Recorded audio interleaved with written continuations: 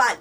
आज मैं आपके साथ ऐसी कुछ टिप्स शेयर करने वाली हूँ जिसको इम्प्लीमेंट करके आप अपने टाइम को मैनेज कर सकते हो। जब आप इन टिप्स को इम्प्लीमेंट करोगे अपने ऊपर तो आप हैरान हो जाओगे। आप सोचोगे भाई मैंने अपना सारा काम फिनिश भी कर लिया और फिर भी मेरा टाइम बच गया। तो आज मैं आपके साथ ऐसे ही कुछ टिप्स शेयर करने वाली हूँ। चलो चलते हैं। तो सबसे पहली tips, make a to do list. देखो आपको सबसे पहले अपनी टू डू लिस्ट बनानी है। आपको लिखना है कि भाई मुझे आज ये काम करना है, उसके बाद फिर ये काम करना है, फिर मुझे एक ब्रेक चाहिए। जब आप अपने पूरे काम को एक जगह पर लिख लेते हो तो देखो आपको क्लैरिटी हो जाती है। आपको पता होता है कि भाई मुझे ये काम करना है, फिर इसके बाद ये करना है। तो उस समय आपका माइंड डाइवर्ट नहीं होता। और आप ट्राई करो कि आप अपने उस टू डू लिस्ट को ही फॉलो करो। देखो कई बार होता क्या, कुछ लोग ऐसे होते हैं जिनको यही नहीं पता होता, उनको क्लियर ही नहीं होता कि भाई आज मुझे दिन में करना क्या है, तो वो कुछ भी करना शुरू कर देते हैं। जो भी उनके सामने काम आता है, कभी वो खेलना शुरू कर देते हैं, कभी वो गाना सुनना शुरू कर देते हैं, कभी वो कुछ काम करना शुरू कर देते हैं। तो हमें हमारी टू डू लिस्ट होना हमारे पास बहुत ज्यादा जरूरी है यदि आज आप अपने टाइम को मैनेज करना चाहते हो।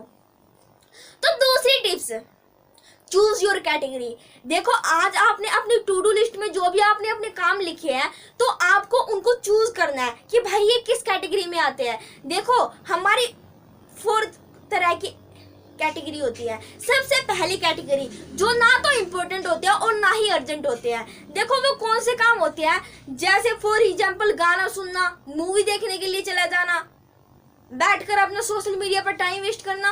तो ऐसे काम हमारे ना तो इम्पोर्टेंट होते हैं और ना ही अर्जेंट होते हैं। और दूसरी कैटेगरी जो इम्पोर्टेंट तो होते हैं लेकिन वो अर्जेंट नहीं होते। देखो वो कौन से काम होते हैं, जैसे फॉर एग्जाम्पल 2 महीने के बाद मेरा एग्जाम है और आज मुझे पढ़ना है। इम्पोर्टेंट है ये, हाँ भाई अगर मुझे पढ़ना है, मुझे अपने एग्जाम को क्लियर करना है तो मुझे आज पढ़ना पड़ेगा। ये इम्पोर्टेंट है लेकिन अर्जेंट नहीं है। 2 महीने के बाद मैं इसको कभी भी पढ़ सकती हूँ। और तीसरी कैटेगरी होती है जो इंपॉर्टेंट नहीं होती, केवल वो अर्जेंट होती है। देखो वो कौन से काम है, जैसे फॉर एग्जाम्पल कभी किसी का एक्सीडेंट हो जाता है तो भाई वो अर्जेंट है, हमें अपने जो भी हम काम कर रहे हैं हमें अपना सारा काम छोड़ के हमें वहां पर जाना पड़ेगा, ये हमारे लिए अर्जेंट है, तो ये इस कैटेगरी में आता है।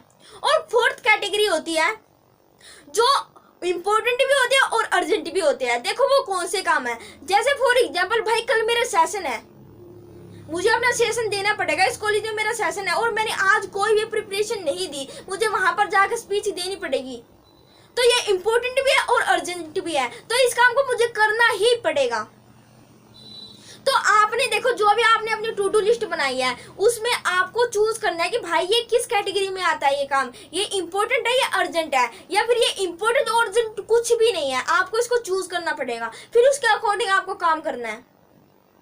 और तीसरी टिप्स, देखो आप जब भी सुबह सोकर उठो तो उस समय आपको अपना सबसे मुश्किल काम सबसे पहले खत्म कर लेना है। देखो क्या होता है, जब हम सुबह सुबह सोकर उठते हैं उस समय हमारी एनर्जी बहुत ज्यादा होती है, हमारी विल पावर भी बहुत ज्यादा स्ट्रोंग होती है। और जब हम उस समय अपना सबसे मुश्किल काम कर लेते हैं, जो आपको लगता है कि भाई ये तो बहुत ज्यादा मुश्किल काम है, मैं इस काम को करता हूँ ना मुझे तो ऐसा लगता है कि मैं अभी सो जाऊंगा इस काम को करते करते, मुझे तो बहुत ही ज्यादा लेजीनेस फील होती है जब मैं इस काम को करता हूँ। तो आपको उस काम को सबसे पहले खत्म कर लेना है। देखो जब आप उस काम को सबसे पहले खत्म कर लेते हो आपका क्या क्या बेनिफिट होता है। एक तो आपको लेजीनेस फील नहीं होता, जो आपके छोटे मोटे काम बचे हुए आप उनको इजीली कर लेते हो, आपको लेजीनेस वहां पर फील नहीं होता और आपकी विल पावर और ज्यादा स्ट्रोंग होती चली जाती है।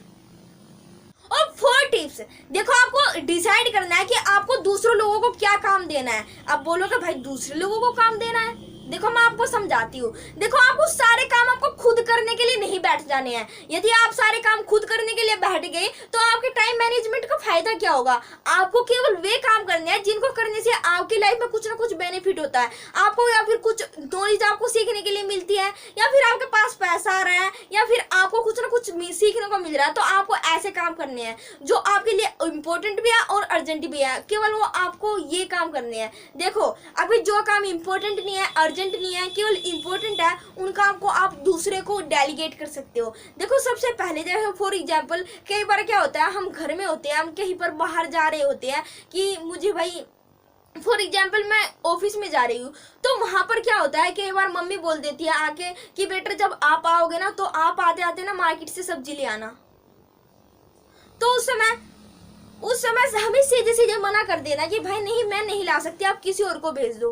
क्योंकि देखो, जब आप अगर वहां पर सब्जी खरीदने के लिए चले गए तो आपका वहां पर आधा घंटा तो वैसे ही वेस्ट हो जाएगा, तो आपके टाइम मैनेजमेंट का फायदा क्या होगा। देखो, आपको अपने टाइम पे खुद रिस्पेक्ट करनी है। जब आप अपने टाइम पे खुद ही रिस्पेक्ट करोगे ना, तो दूसरा पर्सन तो तभी तो करेगा आपकी रिस्पेक्ट। जब आप अपने काम की खुद ही रिस्पेक्ट नहीं करोगे तो आप कैसे आशा कर सकते हो कि भाई दूसरा पर्सन मेरे काम की रिस्पेक्ट करेगा या फिर मेरे टाइम की रिस्पेक्ट करेगा।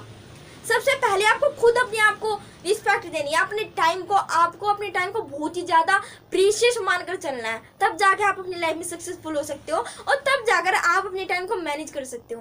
और फिफ्थ टिप्स, देखो, आपको एक समय में एक ही काम पर फोकस करना है। आपको एक समय में एक ही काम करना है। देखो, कई बार होता क्या है, हम क्या करते हैं, हम कई बार मल्टीटास्किंग करने की कोशिश करते हैं। मतलब एक टाइम में हम कई काम करने की कोशिश करते हैं। जैसे अभी हम चाय पी रहे हैं और चाय पीते पीते हम पढ़ने की भी कोशिश करते हैं। देखो, हम मशीन नहीं है, मशीन केवल मशीन कर सकती है मल्टीटास्किंग, हम ह्यूमन बीइंग नहीं कर सकते। हम स्विचिंग कर सकते हैं। मतलब हमने पहले अपना एक काम खत्म किया, फिर उसके बाद हमने दूसरे काम पर स्विच किया, हम स्विचिंग कर सकते हैं। इसलिए देखो, जब आप एक काम के ऊपर फोकस करते हो और एक काम को फिनिश कर लेते हो तो इसका देखो क्या क्या बेनिफिट होगा। सबसे पहला बेनिफिट तो आपका काम जल्दी खत्म हो जाएगा।